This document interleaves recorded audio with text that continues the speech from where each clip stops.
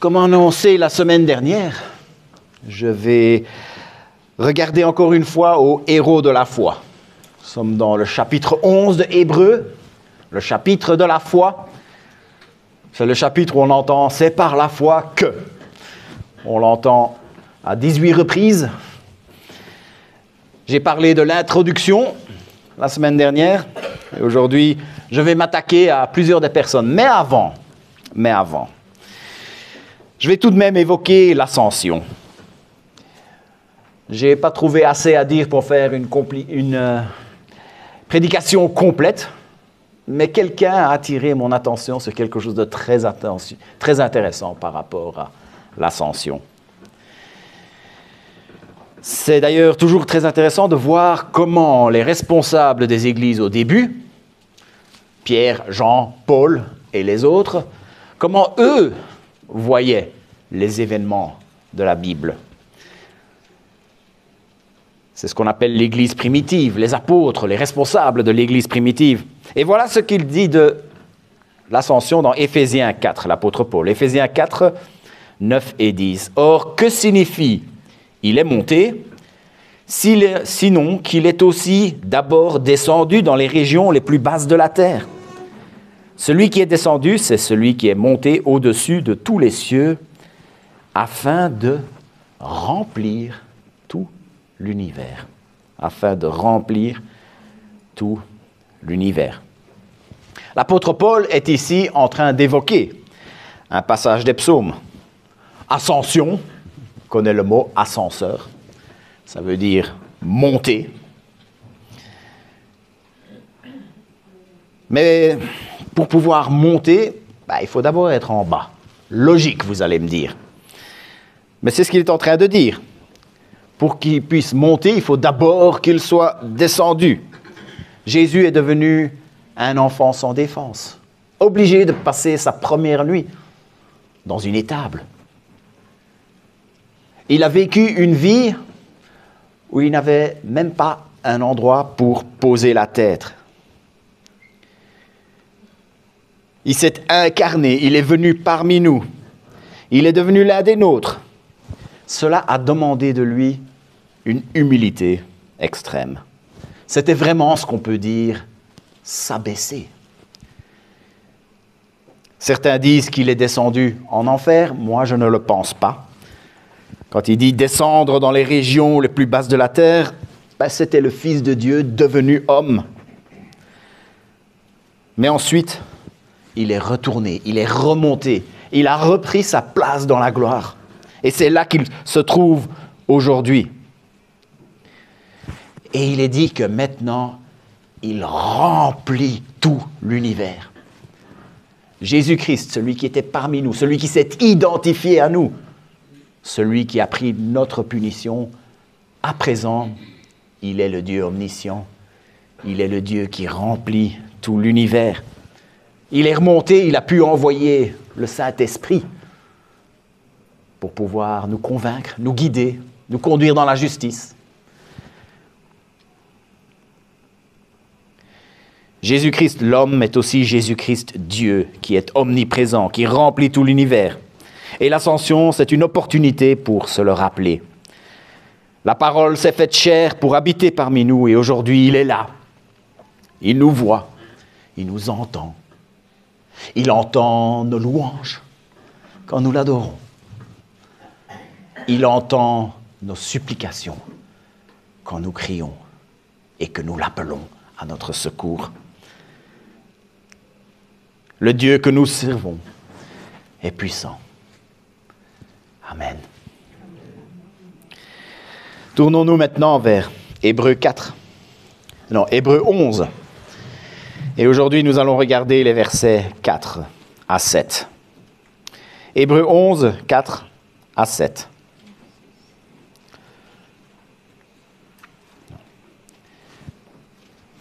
Un peu plus, 4 à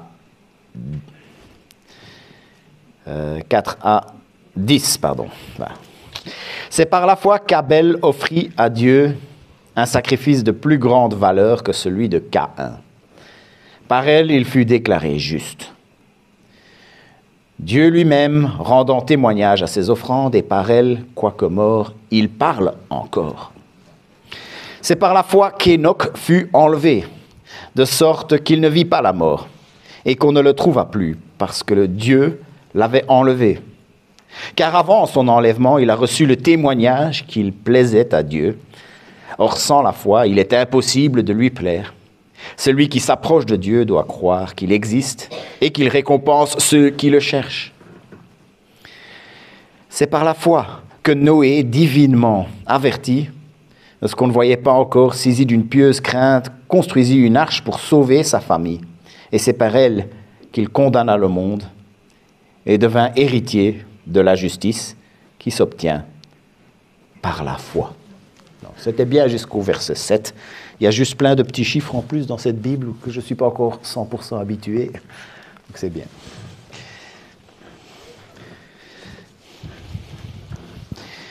L'épître que j'étais en train de lire porte le nom de Hébreux. C'est un auteur inconnu, mais qui manifestement, clairement, est approuvé des premiers apôtres, est en train de s'adresser aux Juifs. Le peuple juif avait reçu une révélation bien particulière de la part de Dieu. Mais petit à petit, il y a un système qui s'est mis en place. Un système où on s'approchait de Dieu par le mérite. Une grosse partie de l'enseignement de Jésus, c'était de dénoncer ce système. Un système où on se rendait acceptable envers Dieu par la pratique de la loi, par la pratique des rituels. Et Jésus, il est venu et il a parlé très souvent contre ce système qui était en place. Mais Jésus n'est pas seulement venu pour remettre les choses en place. Non, il est venu se donner en sacrifice et ainsi accomplir la loi. Quand Jésus est remonté le jour de l'Ascension, ce sont les apôtres qui ont pris le relais. Et ils ont commencé à enseigner qu'il fallait avoir foi, la foi en Christ. Certains ont dû se dire, mais il y a quelque chose de nouveau là. Et Hébreux 11, c'est un exposé magistral pour montrer que l'idée de se rendre acceptable à Dieu par la foi n'avait rien de nouveau. Tous ces gens de l'Ancien Testament, que les destinataires de cette lettre connaissaient bien, avaient tous eu la foi. Il évoque 16 personnes de l'Ancien Testament. Et 2 fois, il évoque des groupes de personnes. Il les évoque pour exprimer comment eux aussi ont reçu un témoignage favorable grâce à leur foi. Je les ai classés en plusieurs périodes, mais aujourd'hui, on va parler de ceux du début, les héros du début. Abel, Hénoch et Noé. Commençons donc par Abel. Son histoire, nous la lisons en Genèse 4, les versets 3 à 10. Au bout de quelque temps, Caïn fit une offrande des produits de la terre à l'Éternel. De son côté, Abel en fit une des premiers-nés de son troupeau et de leur graisse. L'Éternel porta un regard favorable sur Abel et son offrande, mais pas sur Caïn et sur son offrande. Caïn fut très irrité, il arbora un air sombre. L'Éternel dit à Caïn, « Pourquoi es-tu irrité? Pourquoi abhorres-tu un air sombre? Certainement, si tu agis bien, tu te relèveras. Si en revanche, si tu agis mal, le péché est couché à ta porte et ses désirs se portent vers toi. Mais c'est à toi de dominer sur lui. » Cependant, Caïn dit à son frère Abel, « Allons dans les champs. » Et alors qu'ils étaient dans les champs, il se jeta sur lui et le tua. L'Éternel dit à Caïn, « Où est ton frère Abel ?» Il répondit, « Je ne sais pas, suis-je le gardien de mon frère ?» Dieu dit alors, « Qu'as-tu fait? Le sang de ton frère crie de la terre jusqu'à moi. » Caïn et Abel étaient les 2 premiers êtres humains à naître. Adam et Ève n'étaient pas nés. Ils avaient été créés par Dieu. Caïn et Abel étaient les premiers êtres humains à avoir reçu la possibilité de marcher par la foi. Adam et Ève, eux, ils marchaient par la vue. Ils marchaient avec Dieu littéralement. Ils étaient dans le jardin, dans l'Éden, dans le paradis.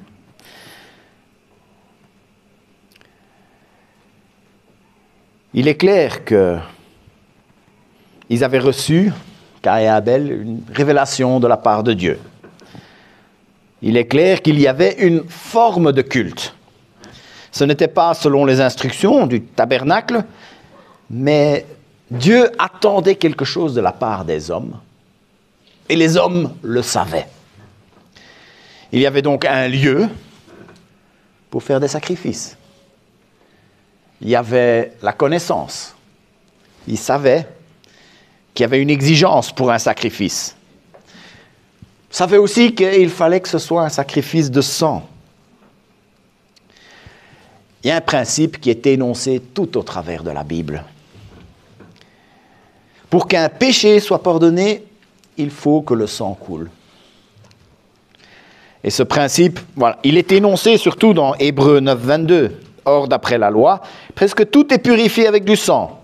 Et s'il n'y a pas de sang versé, il n'y a pas de pardon. Énoncé dans l'Épître aux Hébreux, mais ça existait déjà bien avant. Même avant Caïn et Abel. Avant la chute, Adam et Ève étaient végétariens. Ouais, vous ne me croyez pas? Lisons. Genèse 1, 29, Dieu dit aussi, « Je vous donne toute herbe à graines sur toute la surface de la terre, ainsi que toute arbre portant des fruits avec pépins ou noyaux. Ce sera votre nourriture. » Vous me voyez, je ne suis pas végétarien, je crois que ça se voit. Alors je ne vais pas prêcher, je ne vais pas vous interdire de manger un bon steak à midi. Je vais même vous l'encourager. Mais quand le péché est entré dans le monde, il y a la souffrance, la maladie, la mort sont entrés aussi dans le monde. Et le premier péché qui a commencé à faire souffrir, la première chose, la première souffrance qu'ont eue Adam et Ève, c'était la honte. La première chose qu'ils nous disent, c'est qu'ils se sont rendus compte qu'ils étaient nus et qu'ils en avaient honte.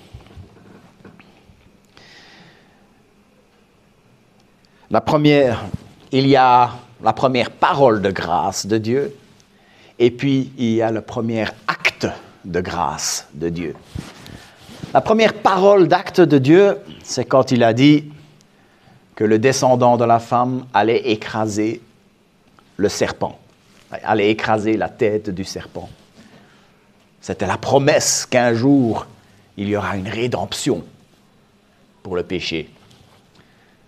Promesse qui a été réalisée en Jésus-Christ. Le premier acte de grâce a été de recouvrir. Dieu a tué des animaux et a pris leur peau pour en faire des vêtements. Premier acte de grâce, il a fallu que le sang coule pour pouvoir attaquer ce premier problème qu'il y avait avec le péché, celui de la honte, de la nudité. Il y a donc déjà eu du sang qui a coulé. Et ce principe était aussi très clair après, dans les pratiques du tabernacle, pratiques du temple, et puis ce principe où le sang doit couler pour pardonner le péché a trouvé son accomplissement glorieux en Jésus-Christ, mourant à la croix. Mais les choses devaient être claires au temps d'Abel. Ça ne peut pas être autrement. Les choses étaient d'ailleurs suffisamment claires pour lui pour qu'il fasse un sacrifice de sang, qu'il fasse un sacrifice acceptable envers Dieu. Caïn, quant à lui, c'est le premier exemple de fausse religion. La fausse religion, c'est vouloir s'approcher de Dieu autrement que par le sang. Sang qui représente plus tard le sang de Christ. Il a voulu s'approcher de Dieu à sa propre manière. Il a dit qu'il était cultivateur. Il n'avait peut-être pas d'agneau à donner, mais il avait pourtant la possibilité de s'en procurer. Dieu lui a d'ailleurs dit, si tu agis bien, Dieu lui a donné l'opportunité de se relever, une opportunité qu'il n'a pas prise. Il aurait pu élever quelques agneaux sur le côté, rien n'empêchait, même si ce n'était peut-être pas son expertise. Il aurait aussi pu faire du troc, ça aurait été acceptable. Voilà. Abel devait aussi aimer le pain, échanger, je ne sais pas, une dizaine de sacs de blé pour un mouton. Mais non, il décide de faire les choses à sa manière. Abel, quant à lui, il avait la foi. Il avait la ferme assurance que Dieu allait le sauver par son sacrifice. Le sacrifice que Abel a fait était évocateur du sacrifice que Jésus a fait des milliers d'années plus tard. Et c'est pour ça que son sacrifice a été considéré comme acceptable de la part de Dieu. Dieu a porté un regard favorable sur ce qu'il avait fait. Il ne savait pas que c'était évocateur de Jésus-Christ. Mais il avait confiance que Dieu allait faire ce qui devait être fait. Il a eu la foi. C'est une foi qui ne l'a pas emmené à la prospérité. Non. C'est une foi qui l'a emmené à perdre la vie à cause de la jalousie de son frère. Mais il est dit que même mort, Abel parle encore. Son sang criait de la terre. C'est un message que Dieu adresse à l'humanité. Il ne laissera pas le péché impuni. Jésus a parlé en Luc 11, versets 50 et 51, du sang qui continuait à crier. Il sera demandé compte à cette génération du sang de tous les prophètes qui a été versé depuis la création du monde. Depuis le sang d'Abel jusqu'au sang de Zacharie tué à l'autel, entre l'autel et le temple. Oui, je vous dis, il sera demandé compte à cette génération.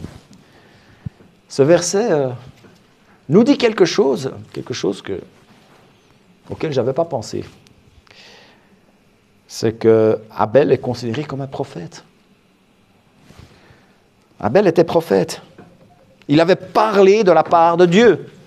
C'est ça la définition de prophète. Toute personne qui parle de la part de Dieu. Il avait donc parlé de la nécessité d'un sacrifice. Et Dieu demande des comptes pour le péché. Abel avait eu la foi.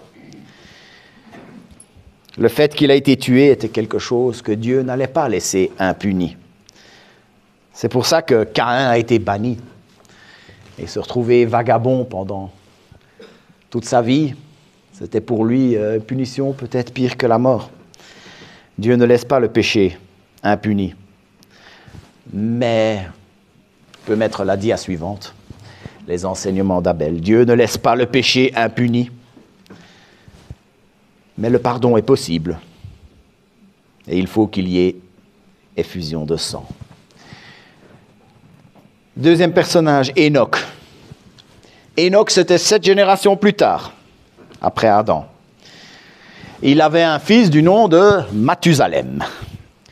Mathusalem, on le connaît, par l'expression vieux comme Mathusalem, on l'utilise encore de temps en temps, parce que c'est l'homme le plus âgé dans la Bible, 969 ans. Hénoch avait un arrière-petit-fils, Noé. Noé, on le connaît un peu mieux. D'ailleurs, on va en parler un peu plus tard. Mais pourquoi est-ce que Hénoch est évoqué dans cette liste des héros de la foi? On va regarder les 3 principaux passages qui parlent de ce Hénoch. Donc Genèse 5, 21-24 pour commencer. À l'âge de 65 ans, Hénoch eut pour fils Mathusalem, Enoch marcha avec Dieu 300 ans après la naissance de Mathusalem. Il eut des fils et des filles. Enoch vécut en tout 365 ans. Enoch marcha avec Dieu, puis il ne fut plus là parce que Dieu l'avait pris. Enoch vivait à une période de méchanceté généralisée. On voit plusieurs personnes qui parlent de l'état dans lequel le monde était avant Noé.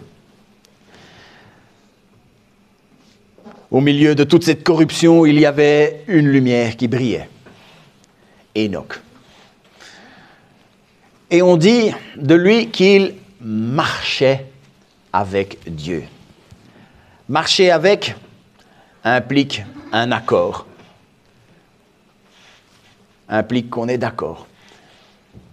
J'ai fait un peu l'exercice mental. J'ai imaginé que moi et l'un d'entre vous, on se trouve sur le trottoir. Si moi je dis il faut qu'on aille à la place Saint-Lambert et que vous vous dites il faut qu'on aille à Belle-Île, on ne va pas marcher ensemble. Il faut être d'accord sur la destination. Maintenant, si on est tous les deux d'accord qu'il faut aller à la place Saint-Lambert, ce n'est pas assez. Moi, je pourrais dire il faut qu'on passe par la place du 20 août. Et vous, vous allez peut-être dire ah non, il faut passer par la place de la cathédrale. On ne marchera pas ensemble.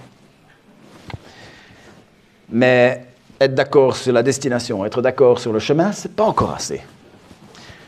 Si moi je dis oulala, on est pressé, il faut qu'on soit là en 5 minutes, moi je vais marcher très rapidement et vous vous dites oh non, on a le temps, on a un quart d'heure pour arriver, on ne va pas marcher ensemble. Donc, marcher ensemble implique donc qu'il faut être d'accord sur la destination, d'accord sur le chemin à prendre, d'accord sur le rythme. Appliquons ça maintenant à marcher avec Dieu. C'est ce que Enoch faisait. Il marchait avec Dieu, mais lui, il était en soumission avec Dieu. Il allait là où Dieu voulait qu'il aille. Il y allait de la manière que Dieu voulait qu'il y aille. Et puis le rythme aussi. Il devait aussi avoir la patience que Dieu allait faire les choses en son temps. Quand on veut demander à Dieu de faire des choses, est-ce qu'on n'est pas souvent en train de le vouloir pour demain? Quand Dieu dit « Ah non, ce sera bien mieux si tu attendais encore un peu. » Il marchait en accord avec Dieu et en soumission avec Dieu. Il faisait ça dans une période de l'histoire où l'écrasante majorité des gens faisaient carrément le contraire. Ils ne le faisaient pas. Le monde qui l'entourait était déplorable. D'ailleurs, dans le monde qui l'entourait, la chose normale à faire, c'était d'agir de manière déplorable. Mais Enoch ne s'est pas laissé entraîner. Il n'a pas fait comme tout le monde. Il a marché avec Dieu. Il l'a fait parce qu'il avait foi en son Dieu. Il avait confiance que Dieu allait accomplir ses promesses. Dieu a vu cette foi. Et il en était heureux. Ça lui a fait plaisir de voir la foi de Enoch. Il en était heureux à un tel point qu'il l'a enlevé au ciel. Il a même sauté l'étape de la mort. Il n'a pas eu à passer par là. Et c'est ce qui nous est dit dans Hébreux 11, 5. C'est à cause de sa foi qu'Enoch a été enlevé pour échapper à la mort. Et on ne l'a plus retrouvé parce que Dieu l'avait enlevé. Avant d'être enlevé, il avait en effet reçu le témoignage qu'il était agréable à Dieu. Et puis il explique comme quoi il faut la foi pour être agréable à Dieu. Croire qu'il existe. Croire que Dieu récompense ceux qui le recherchent. Enoch avait tout ça. Et le fait que Dieu approuvait de lui, c'était quelque chose qui était bien connu. Il avait reçu le témoignage de cela. Ce n'est pas quelque chose qu'on lui a annoncé une fois qu'il est arrivé au ciel. Non, le fait qu'il était agréable à Dieu, il en avait reçu le témoignage. Le monde aussi a dû le savoir. Enoch a donc, à ce moment-là, montré à l'humanité comment se rendre agréable à Dieu et comment vivre pour Dieu. On a un autre passage qui parle d'Enoch. Un passage qui, pendant un temps, était un peu énigmatique pour moi. Mais ça, c'est juste parce que je ne comprenais pas. Le problème, c'était moi, ce n'était pas le texte.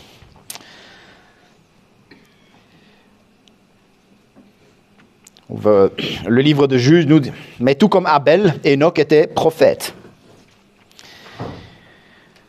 On n'a peut-être pas un livre écrit par Enoch, comme pour Ésaïe. On n'a peut-être pas toute une série de belles histoires à propos de Enoch, comme pour le prophète Élie. Mais ce ne sont pas ces histoires, ce ne sont pas des livres écrits qui sont les conditions pour pouvoir être considérés comme prophète. Non, il parlait de la part de Dieu. Enoch et Abel ont parlé de la part de Dieu. Il y avait, à l'époque, une tradition orale très importante. Il y avait ces récits qui étaient transmis de père en fils. Certains, certainement, ont été perdus entre-temps, mais d'autres que le Seigneur a protégés, qui ont permis de perdurer.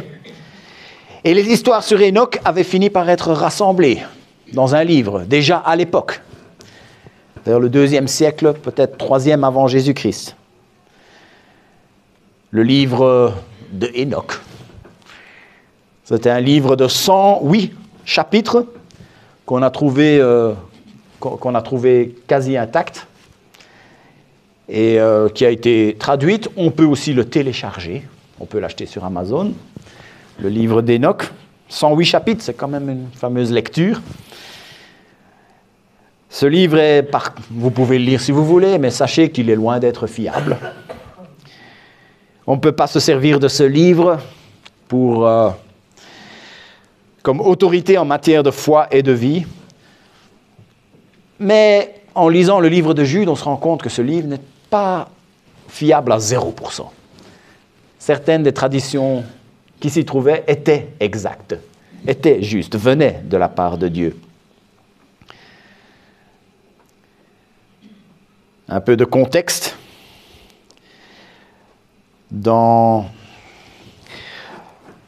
Jude est en train de parler à des chrétiens qui sont un peu sous la menace de faux docteurs.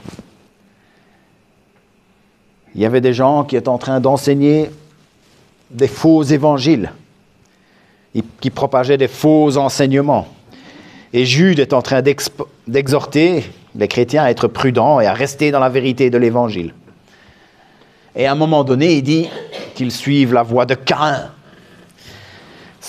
Caïn, celui qui n'a pas fait un sacrifice de sang, celui qui ne se reconnaissait pas comme pécheur, s'approcher de Dieu autrement que par le sang de Christ, c'est quelque chose d'abominable pour Dieu. Et voilà ce que Enoch dit par rapport à eux. Dans Jude 1, comme il n'y a qu'un seul chapitre, on doit juste dire les versets, Jude 14 et 15. C'est aussi pour eux qu'Enoch, le 7e depuis Adam, a prophétisé en ces termes. Voici ce que le Seigneur est venu avec ses saintes troupes pour exercer un jugement contre tous et pour faire rendre compte à tous les impies qui sont parmi eux de tous les actes d'impiété qu'ils ont commis et de toutes les paroles dures qu'en pécheurs impies ils ont proférées contre lui. La foi d'Enoch était donc de marcher avec Dieu, de parler de sa part et de dénoncer la fausse religion, d'annoncer un jugement de la part de Dieu. Et pour avoir annoncé cela, il a été approuvé de Dieu. On peut mettre la dia suivante. On va rassembler les enseignements d'Abel et de Enoch. Dieu ne laissera pas le péché impuni. Un jour, Dieu viendra pour le jugement. Le pardon du péché est possible, mais il faut qu'il y ait effusion de sang. La vie qui plaît à Dieu, c'est celui où on marche en accord et en soumission à lui. Noé. Noé, on le connaît un petit peu mieux. C'est une histoire où il y a des animaux, c'est une histoire où il y a une belle grande tempête. Ça rime très bien avec un livre pour enfants. J'en avais un quand j'étais petit, je me souviens que j'aimais beaucoup parce qu'ils avaient plein de petits dessins très détaillés qu'on pouvait analyser presque à la loupe, de tous les animaux dans l'arche, etc. Mais ce qui s'est passé, c'est que la méchanceté de l'humanité avait atteint un paroxysme. Et Dieu a dit, c'est assez. Il a décidé de faire venir un déluge pour tout détruire. Mais qu'il y avait néanmoins un homme juste, Noé. Et Dieu lui dit de construire une arche. Les archéologues et les géologues vous diront qu'il y a des traces très convaincantes, comme quoi il y aurait eu des inondations catastrophiques en Mésopotamie, vers 3000 ans avant Jésus-Christ, et que ces inondations ont créé le mythe du déluge. C'est intéressant, mais moi je vais m'en tenir à ce que la Bible enseigne. L'archéologie observe ce qui découvre, ce qui déterre, et émettent des hypothèses. La parole de Dieu est inspirée, infaillible. Noé a donc passé un siècle à construire une arche. On parle de l'arche comme s'il s'agissait d'un bateau. Il s'agissait plutôt d'une boîte. C'est un peu différent. Le mot, c'est Théba, est utilisé dans la Bible que pour 2 histoires. Il y a un autre mot qui est utilisé pour bateau quand on parle de transporter des marchandises ou partir en mer. Ici, il s'agit plutôt d'une boîte flottante qui assure la survie de ses occupants. Il y avait une très grande arche, l'arche de Noé, et puis il y en avait une très petite, celui dans lequel Moïse a été mis, quand on l'a déposé dans le Nil. Une boîte flottante qui assure la survie de ses occupants. Il n'y avait pas de moyens de propulsion, il n'y avait pas des voiles, il n'y avait pas des rames, il n'y avait pas d'hélices, il n'y avait pas de roues à aubes, il n'y avait pas de gouvernail non plus. Les proportions, me dit-on, sont exactement celles qu'il faudrait pour la stabilité. Elle n'avait pas besoin d'être hydrodynamique. Elle était énorme. Il y en a, je crois, pas mal d'entre vous qui avaient été voir une réplique de l'arche de Noé. Quand il y en avait une qui avait été montée en Hollande il y a quelques années. Pour se donner une idée,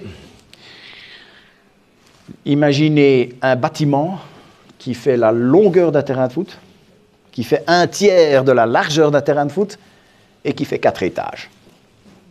Mettez ça un peu, vous avez grosso modo l'idée de la taille et des proportions de l'arche.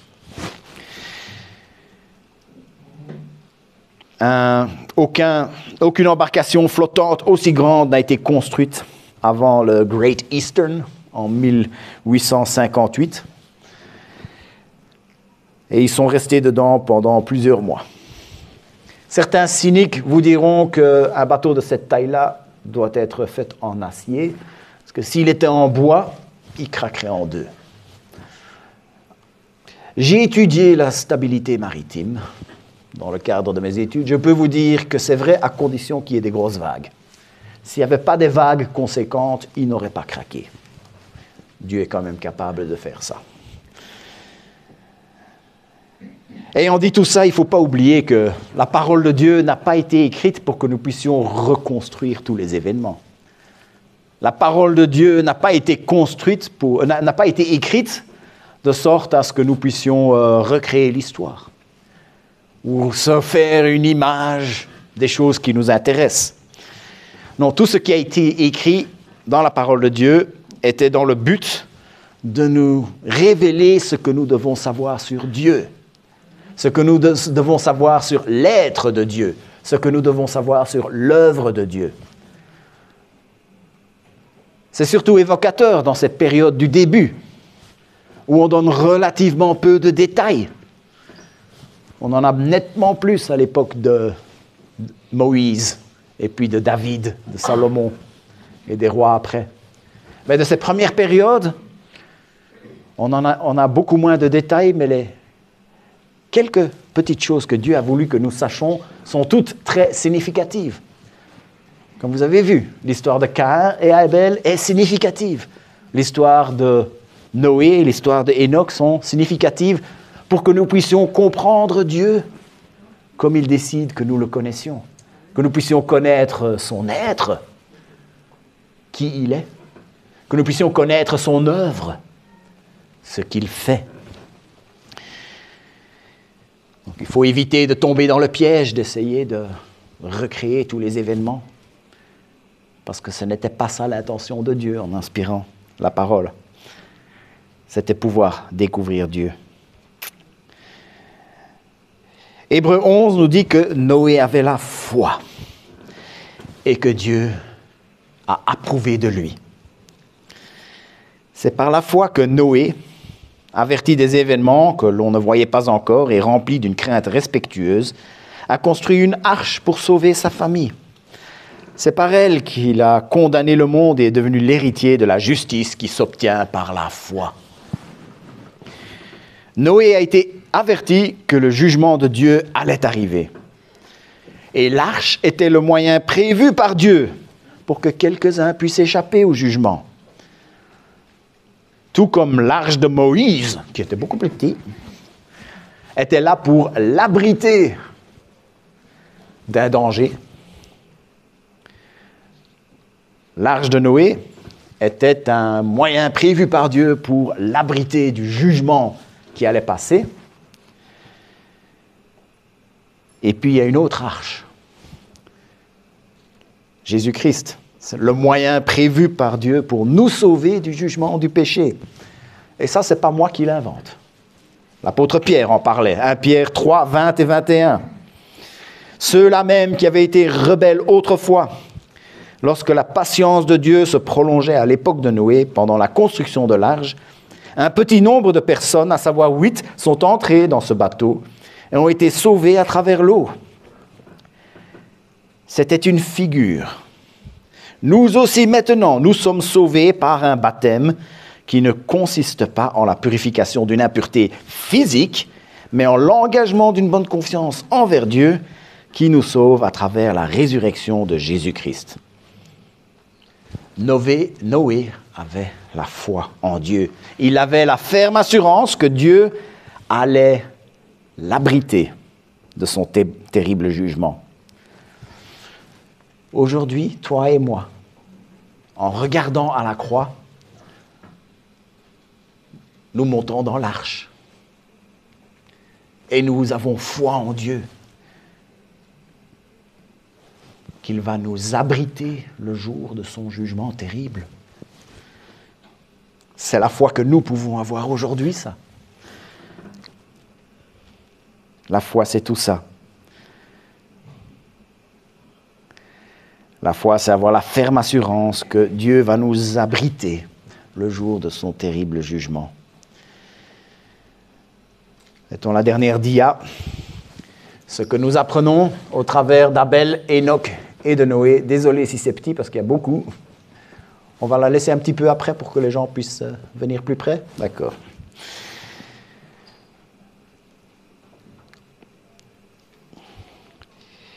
La foi, Dieu ne laisse pas le péché impuni. Un jour, Dieu viendra pour le jugement. Le pardon du péché est possible, mais il faut qu'il y ait effusion de sang. Dieu a prévu une arche pour nous abriter de ce jugement. Et aujourd'hui, la vie qui plaît à Dieu, c'est celui où on marche en accord et en soumission à lui. La foi, c'est tout ça. Mais il y a aussi une définition courte de la foi. La foi, c'est croire en la croix. On peut mettre la dernière dia. Ce qui est écrit, c'est la même chose qu'il y a sur la dernière dia. Dieu ne laisse pas le péché impuni, mais il y a la croix. Un jour, Dieu viendra pour le jugement, mais il y a la croix. Le pardon du péché est possible, mais il faut qu'il y ait effusion de sang. Ça, c'est la croix. Dieu a prévu une arche pour nous abriter de son jugement. Ça, c'est la croix. La vie qui plaît à Dieu, c'est celui où on marche en accord avec lui, en soumission à lui. Et aujourd'hui, nous pouvons le faire grâce à la croix. La foi aujourd'hui, c'est croire en la croix. Prions.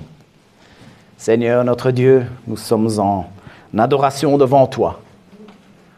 Ton jugement est terrible. Se tenir à ta loi, nous en tant que pécheurs, nous n'en sommes tout simplement pas capables. Mais la croix est là. Tu es mort sur cette croix. Ton sang a coulé pour que le nôtre n'ait pas à couler. Aujourd'hui, nous te remercions parce que tu nous abrites de ton jugement grâce à l'œuvre de Jésus-Christ. Seigneur, nous voulons aujourd'hui marcher. Nous voulons aller là, comme Enoch. Nous voulons aller là où tu veux que nous allions. Nous voulons le faire à la manière que tu désires que nous le fassions. Nous voulons accepter à le faire en ton temps, Seigneur. Et merci parce que tu acceptes ce que nous faisons. Grâce à la croix, grâce à la résurrection, grâce à Jésus-Christ qui aujourd'hui est retourné autour de toi et qui aujourd'hui remplit l'univers. Tu es le Dieu que nous servons. Tu es tout-puissant. Sois glorifié au nom de Jésus. Amen.